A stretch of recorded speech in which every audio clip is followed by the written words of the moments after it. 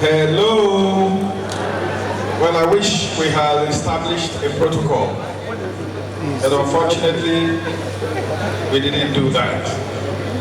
So I'll just try to establish a very short one. Your Royal Majesty, Igwe Ambassador Dr. Lawrence O.C. Agubuzu. You're welcome, sir. Our celebrant and the chief guest of honor for today, OSUOFIA'S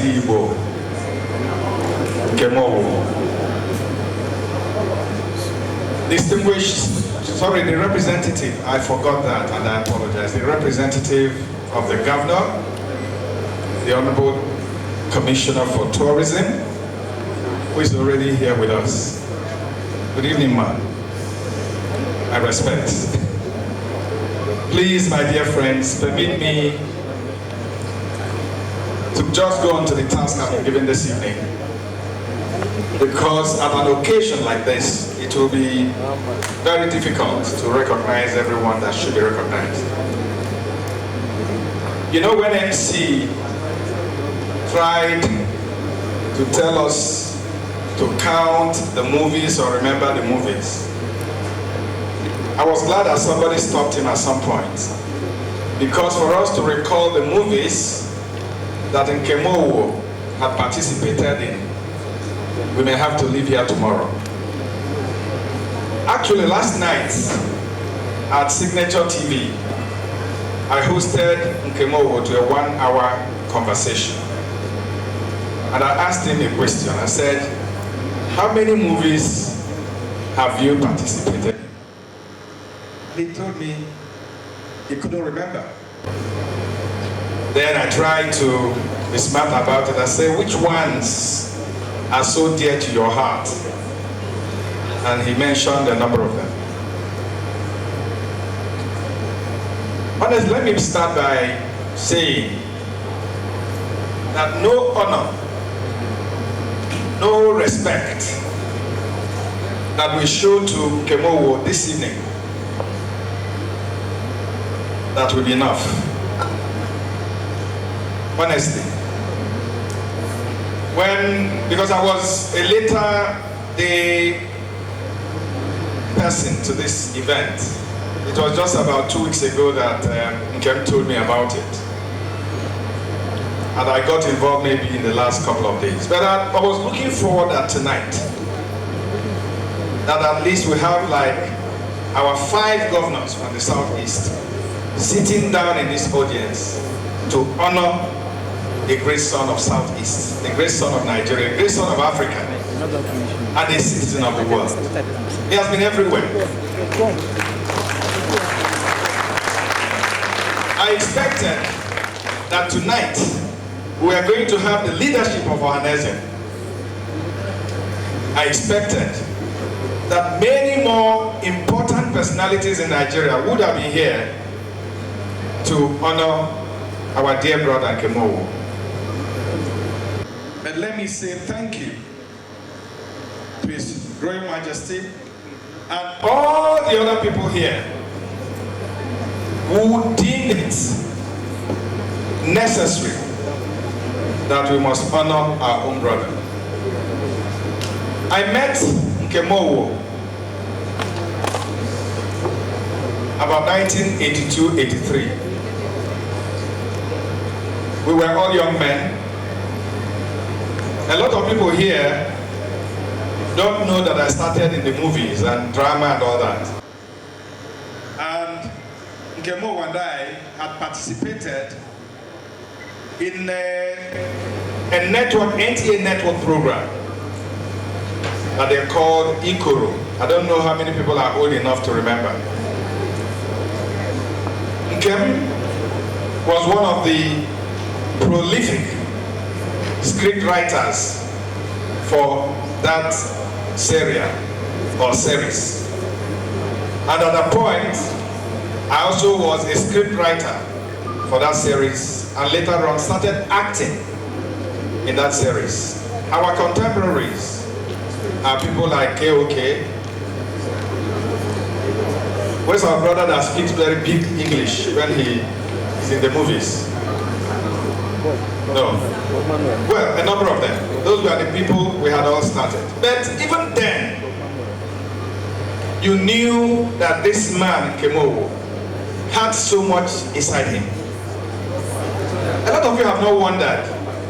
When he started, he did not start as an actor. He started as a scriptwriter, a producer, the man behind the scene. But it was so funny that when you come to the sets and every word that came out of Kemowo's mouth made people reel on the floor laughing. And that continued and continued until sometime his friends and his professional colleagues said, Oga, you are not supposed to be behind the camera. You should be in front of the camera. Because the people you are producing cannot even deliver their scripts and their lines as much as you can. And he was pressured. Shyly, came in front of the camera, and the rest is history. Nkem was at Creation Day.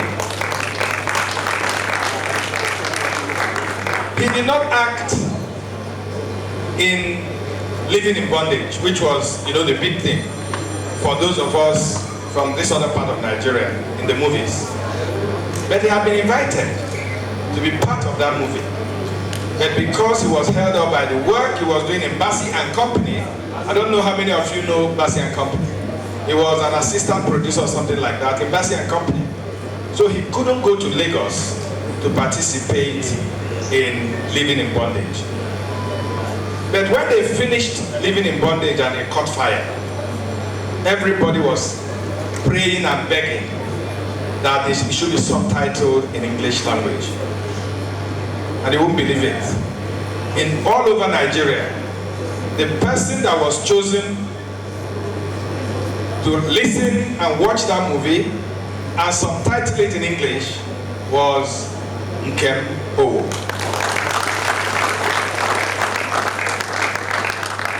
He was there at Creation Day. After Living in Bondage, the other big movie that came was produced by Nkem Owo. And that movie was titled Taboo. I don't know if anybody remember. So he has been there. And the beauty of it is that you can't pigeonhole Nkem Owo in a role like a lot of actors and actresses that except when they are big man, that's the only time they are going to act. Except when they are drunk, that's the only time they are going to act. Nkem has acted almost everything. I don't know if anybody remembered him in Masters. 4199 they pay, where he had bought the National Stadium, bought the National Assembly, bought Murtala Mohammed Airport in that movie. And he was caught between the devil and the DWC because the 419ers said Nkem was exposing them. And the federal government said Nkem was promoting 419ers and spoiling Nigeria's image. Nkem Owo is a social critic. Nkem has continued to prick our consciences for more than 20 to 30 years.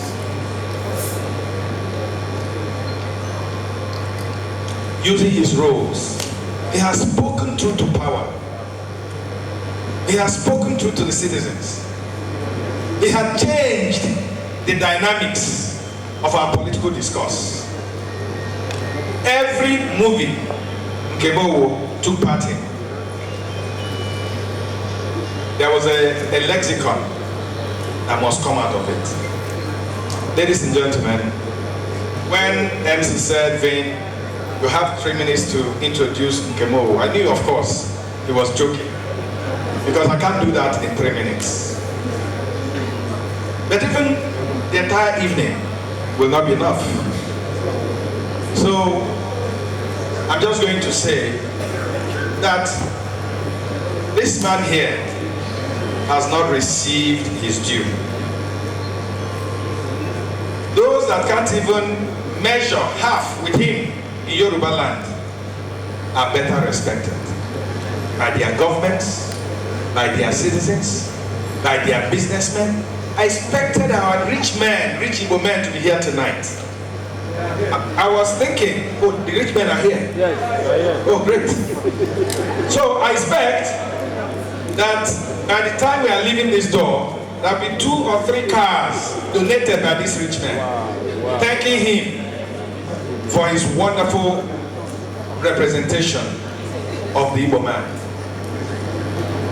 When in Kebowo, I don't know whether it was Taboo or the one he did Sofia in London. Nkem had to leave Lagos. I think it was Taboo, where they had to talk about OSUOFIA'S and all that. Nkem had to leave Lagos to go to Nsukka. It's not today that they've made a lot of money. I'm talking about when Nollywood was struggling.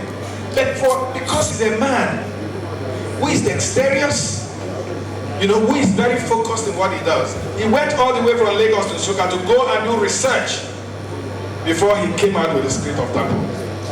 This is what you don't see in Nollywood today. Yesterday when we were having a conversation, I said, Nkem, when we started, and when those of you that continued in that field were growing, everybody was talking about the arts. I said, Nkem, why is it that today Nollywood is only about razzmatazz, and young Nollywood actors and actresses live a false life? They borrow cars, they borrow houses, they want to drive a Lamborghini, they want to drive a Mercedes. Why are they in a hurry? I said, Nkem, I asked Peter Doche the same question. Those of you that have succeeded in Nollywood, are you not good mentors?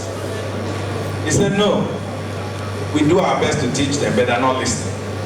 So as I leave this podium, I call on the actors and actresses that are here.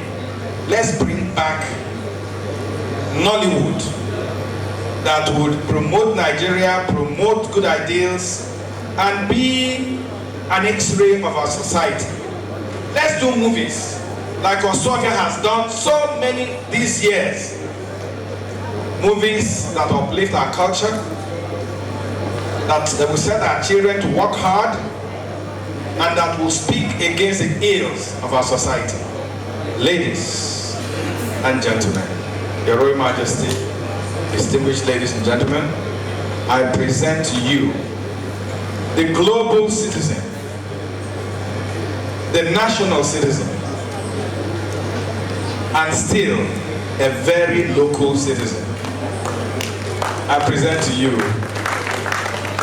Nkem, High Chief Nkem Owo, MFR, OSUOFIA. Where's he? Can we rise and put our hands together for him? Thank you, MC. Please sit and stand. Every other person stand up. And let's clap for him. Can we appreciate him? Please keep clapping, keep clapping.